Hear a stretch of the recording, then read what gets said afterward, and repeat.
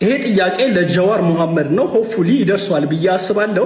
እናንተም ሼር እያደረጋችሁ እንዲደርሰው አድርጉልኝ።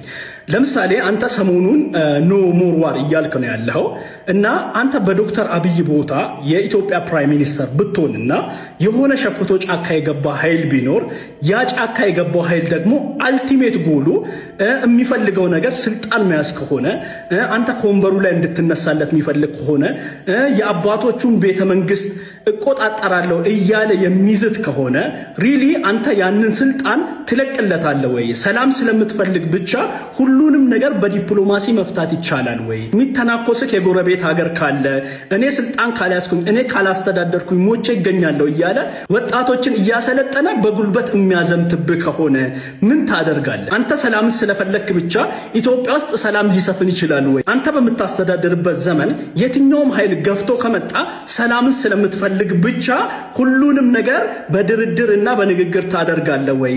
ስልጣንህ ልቀቅ ስትባል እሺ ብለህ ትለቃለህ ወይ? አይ ሆፕ እነዚህን ጥያቄዎች ትመልስልኛለህ ብዬ አስባለሁኝ። እንዲደርሰው ደግሞ ሼር አድርጉልኝ።